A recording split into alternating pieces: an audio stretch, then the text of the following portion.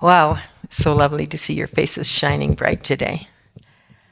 I am always surprised what Spirit has up its sleeve when I'm about to do a talk at Unity and I have a plan. Anybody that's ever spoken up here knows exactly what I'm talking about. So today, or last night, as I was rehearsing and going through the talk, I kept getting these three words: hold the line. And I can feel that emotion coming through with that phrase because it shifted dramatically the talk itself. And I'm reminded for what's going on the planet today, where there's so much discord, there's so much chaos.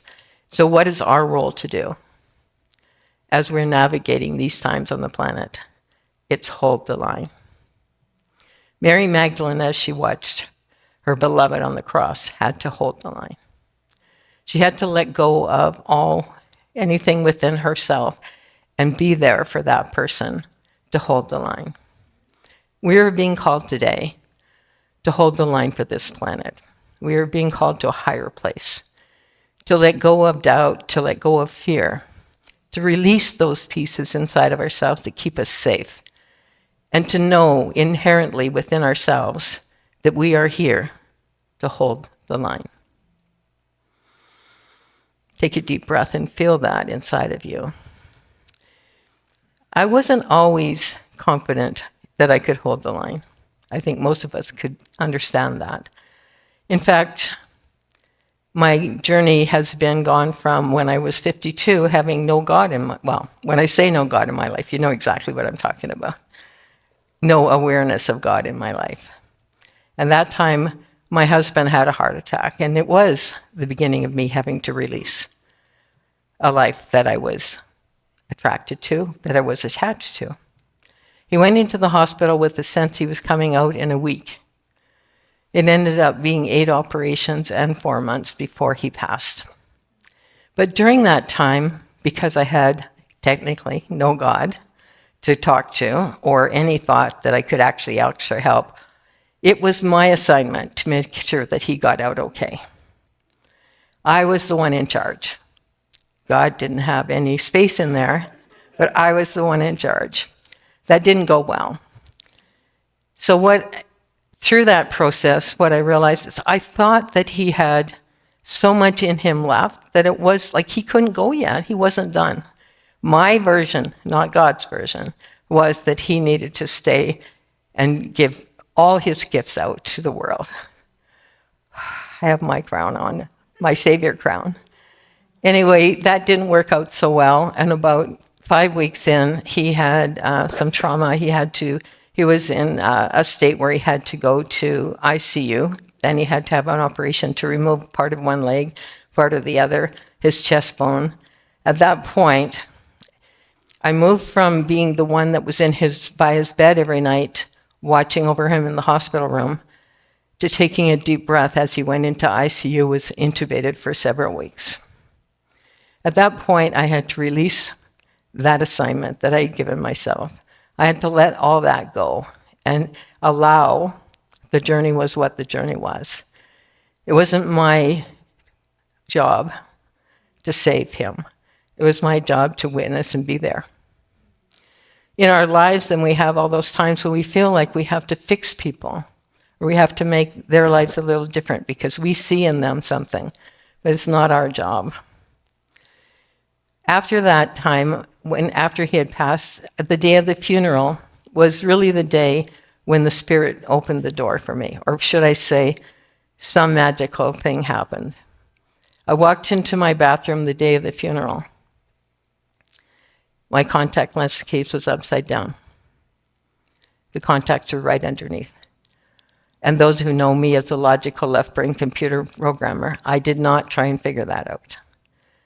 I looked at that and automatically out of my mouth came, "Oh my God, you're there."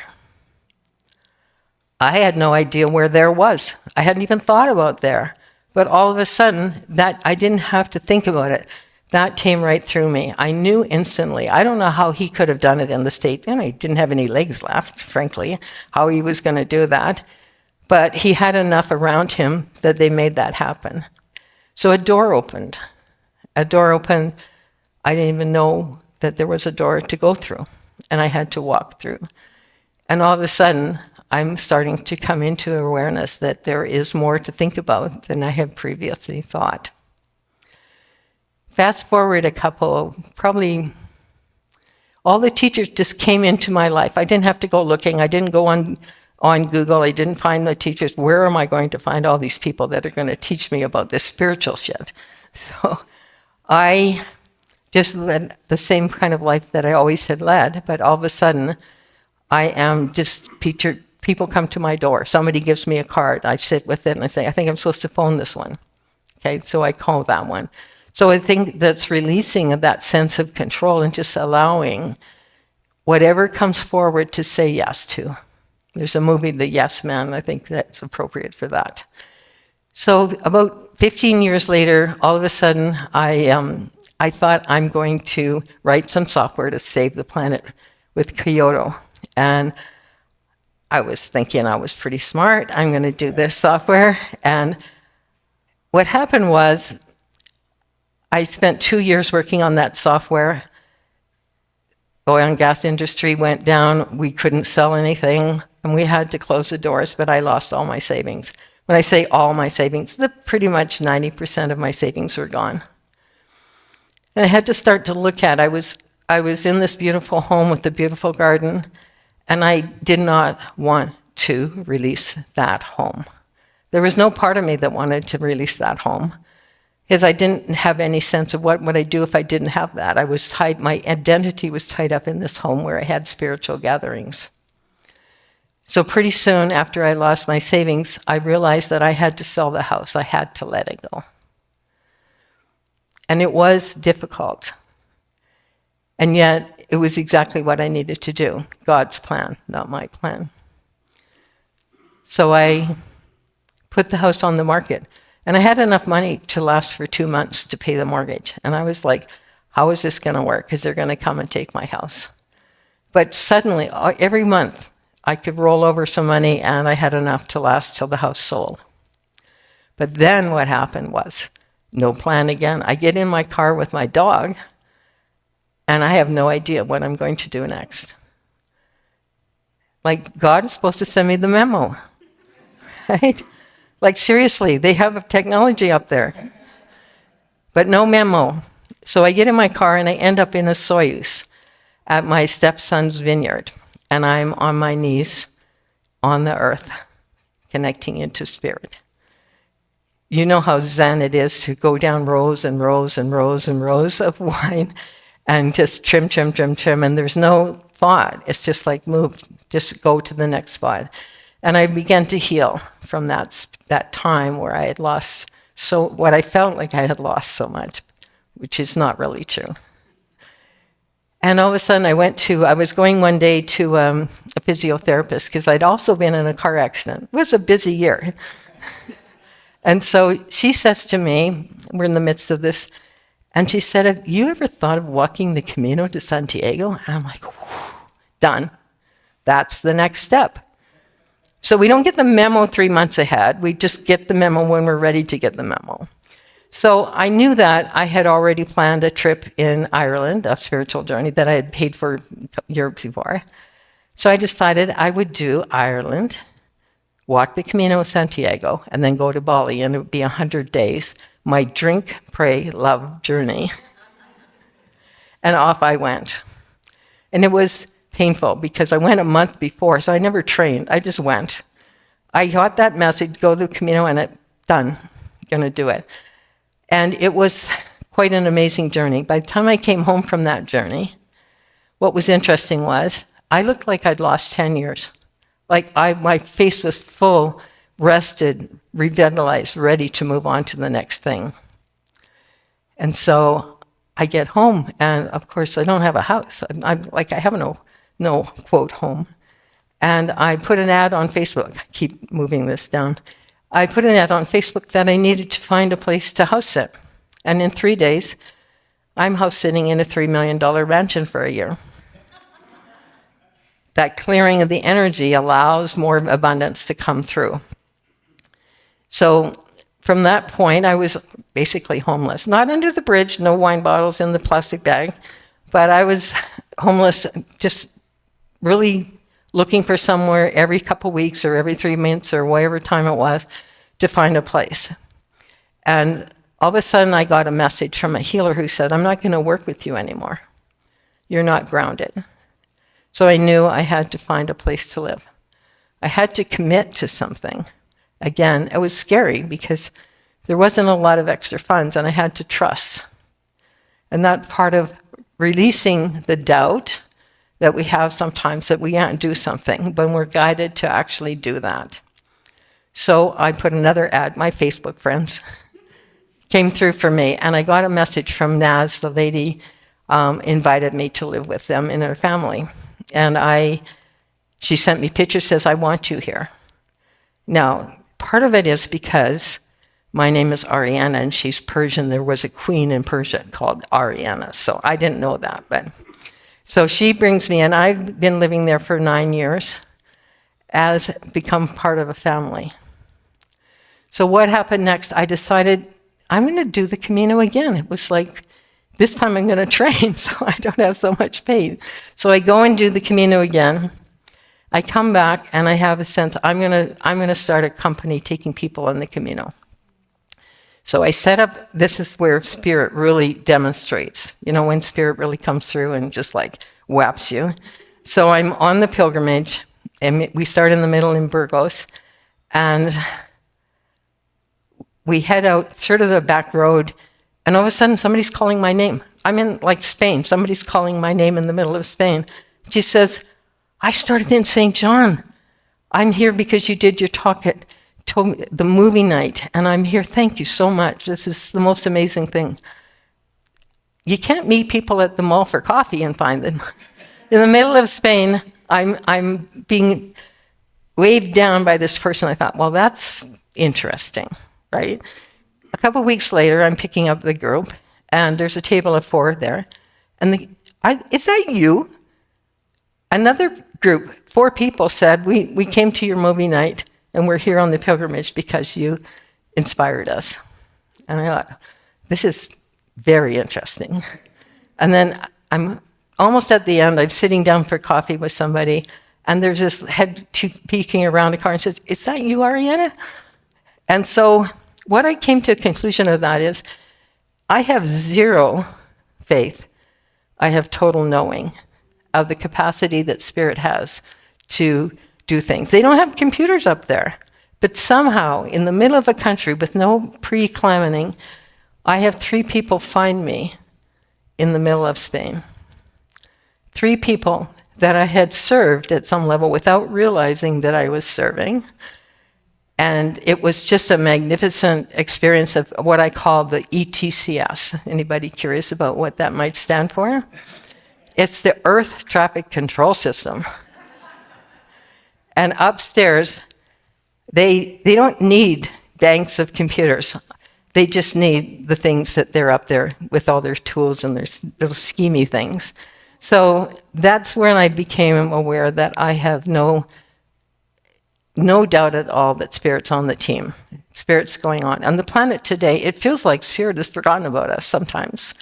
It's getting pretty dark. Almost every day we see things that are happening that feel like it's getting worse and worse.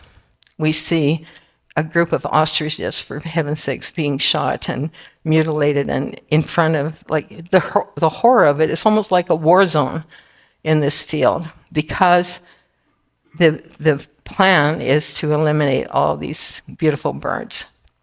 And so we have to step back from that and not get too embroiled in it. Hold the line. We have to know that all is happening. Things have to fall apart before they can come back together. So the whole, what I've noticed from that little nudge before I began this hold the line, just stayed in my mind.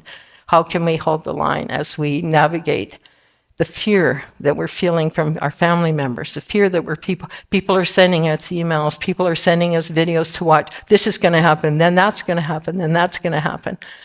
I do not consent to those things. That's not in my vibration. I just release all that. I release my doubt. I release the need to know all that. And I trust that there's a bigger plan going on that I'm not able to see in the moment. We are moving from a third dimension to a 5-dimension reality. How many of us know what that actually is? I don't know.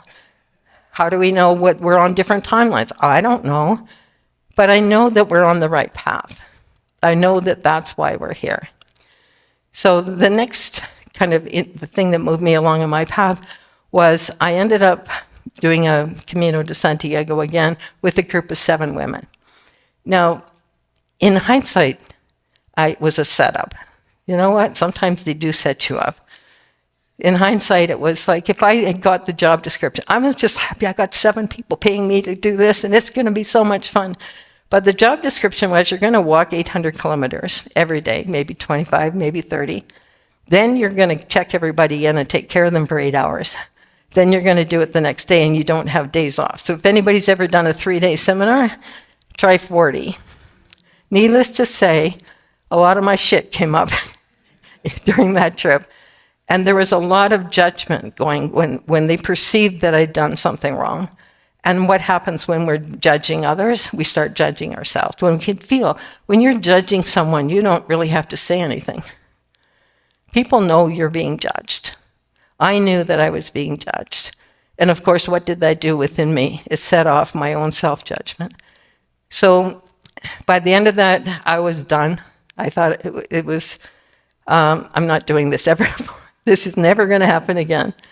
And I got on the plane to go home. And this is where spirit is sneaky again. I got on the plane to go home. In the front seat, like where you couldn't miss that person, is my girlfriend, June, who was going to have a party. And she's inviting me to a Halloween party. And I'm like, you know that smile that you give when you're not going to do what they're asking you to do? It's like, no, that's not going to happen.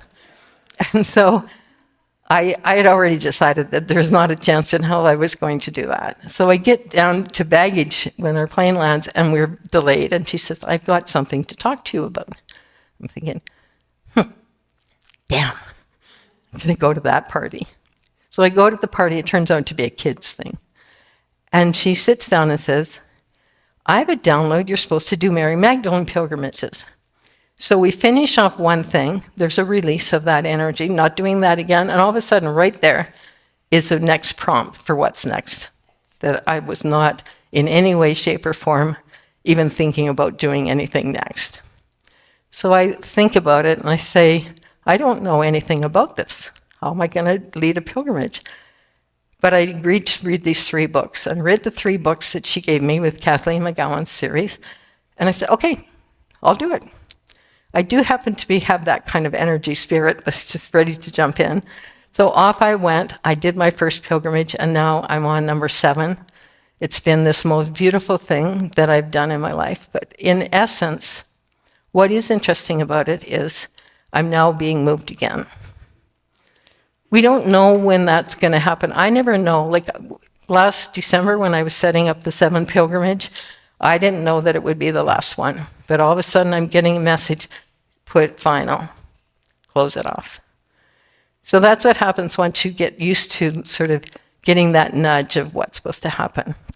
And so from that place, I've actually started an online community. I'm 75 this year, and I just started a new online community. Jumped off the cliff again. Seems like the story of my life, jumping off cliffs.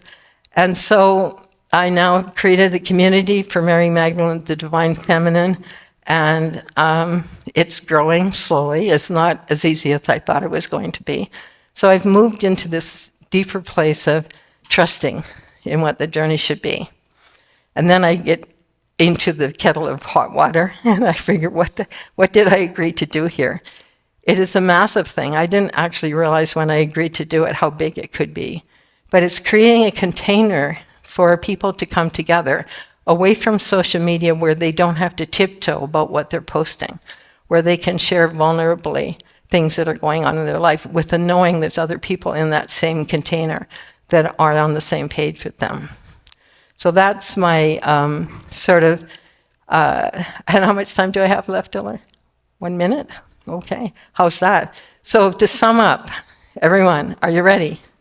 Hold the line. watch what's happening in your life and then hold the line. And notice when people are dragging you into a darker energy and when people are taking you into fear, and you just ground and know that you're here to hold the line for everybody else on the planet. You're here as part of unity, as part of the I am presence, that I am here to do that. And never doubt that you have the power, that even one person makes a difference in that whole thing. When you're holding the line, then it allows that energy to flow outwards and for what you want to create on the planet today. Thank you.